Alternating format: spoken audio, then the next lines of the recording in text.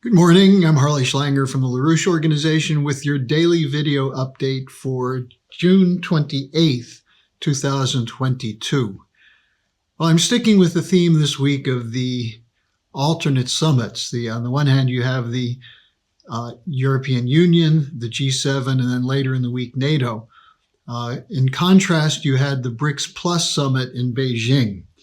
Now, while the G7 leaders posted a photo of themselves huddled in what looked like a flying saucer, secluded in the Bavarian Alps, far removed from the crises which they've created in the rest of the world, there was some real work done on improving conditions in the real world.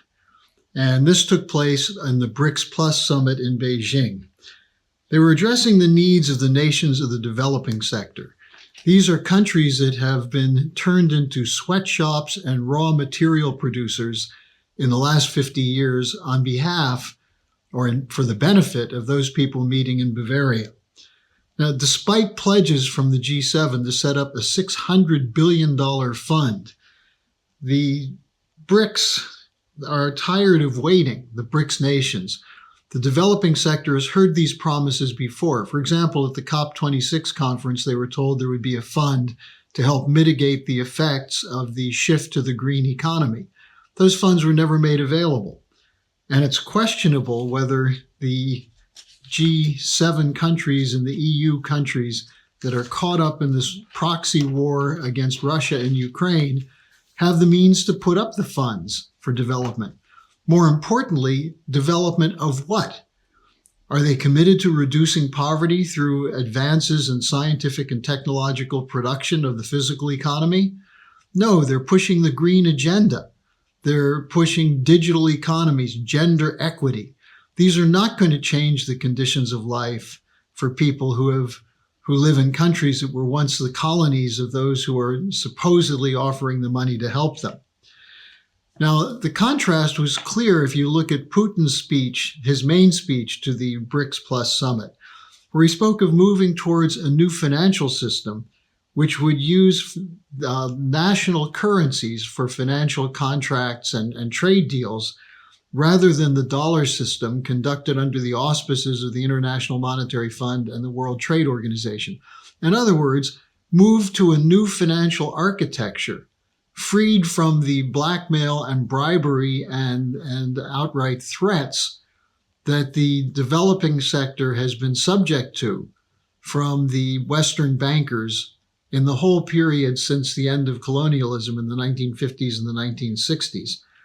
If you want to break from this old system, you have to be prepared for a real fight, which is going to require brains, creativity, and persistence. And the fight has to be to create a new system which takes the best of what we had in the past, which was the Bretton Woods system, which was imperfect.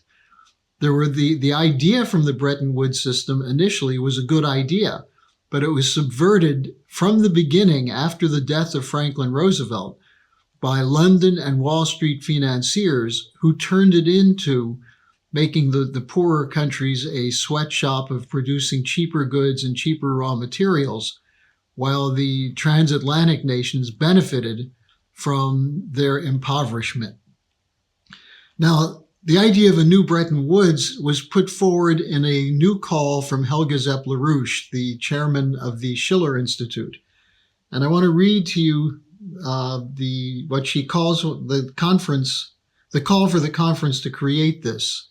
It states, quote, "We must make people the priority of the economy, which is not a self-service shop for billionaires and millionaires, but must serve the common good," unquote. And you do that, she writes, by guaranteeing what she called, quote, "the inalienable rights of all people on earth," unquote.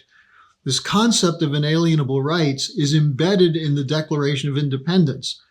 And Mrs. LaRouche's call is based on the concept that the original intent of the Founding Fathers was to put an end to the empire all over the globe and offer every nation in the world the opportunity to develop as we did in the United States.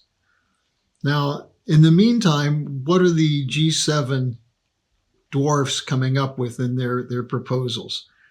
How's the G7 going to come up with $600 billion, for example?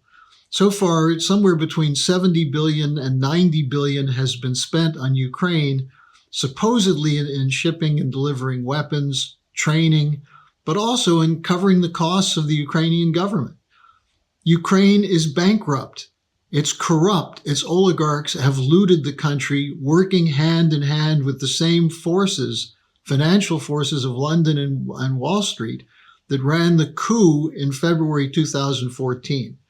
So Ukrainian people are suffering from the effects of the austerity regime that's been imposed by the Western banks, who now say we're going to help Ukraine and also now say they're going to help the developing sector, which they've been looting for 60 years. Now, take, for example, the crisis hitting Germany. It was announced yesterday that the petrochemical giant BASF is preparing to shut down operations due to energy shortages and the inflated costs of energy. This could affect hundreds of thousands of jobs, on top of which there's a possible loss of 1 million to 1.5 million jobs from decline in the auto sector, the machine tool sector, and other aspects of the German technology and engineering sector. Now, how does pledging money for more weapons to Ukraine solve the financial problem in Europe and the United States? It doesn't. It adds to it. Furthermore, you're providing weapons to an army that's being decimated. But the pressure from NATO is to continue fighting. Now, the alternative from the BRICS conference was stated clearly by the Argentine President Fernandez, who's also the president pro tempore of the Community of Latin American and Caribbean States, CELAC, which represents 650 million people. What he called for is a dialogue and peaceful resolution in Ukraine, a diplomatic solution, not a military solution. He also called for a design for a new financial architecture, which is what we at the Schiller Institute have been fighting for years. Toward this process, Fernandez asked for Argentina to be included as a member of the BRICS. So what does this all mean? It means we have an opportunity now to advance the cause of peace through development. And I think this has to be contrasted with the arrogant, egotistical view of the transatlantic leaders, typified by the pathetic clown prince Bojo, Boris Johnson of of Great Britain, who may finally be on his way out. Before leaving for Bavaria, here's what he said about Ukraine. Quote, "Too many countries are looking at this thing now and saying, this is a European war that we don't need. It's unnecessary. It's an economic problem. And so the pressure will grow," he continued, "to try to coerce the Ukrainians to a bad peace. Now is not the time to give up on Ukraine," unquote. Clearly, Boris Johnson and his colleagues at the G7 are prepared to fight to the last Ukrainian. I hope the people of Ukraine recognize that these are not your friends, these are not your allies, that you're the victims of this Western Empire's attempt to hold on to the unipolar world. And instead, that the people of Ukraine will demand a diplomatic solution to end the war, but to do it on the terms of security guarantees for your country as well as for Russia. That's what Putin demanded going into the situation for 15 years. And he was not given a chance to make the case by the West, or was summarily rejected by Western nations. And that's how we got into this situation. So we have an opportunity now. There are, what you might say, two different roads beckoning to us. One of war, depression, Great Reset, Green New Deal, Malthusian depopulation. The other road for development.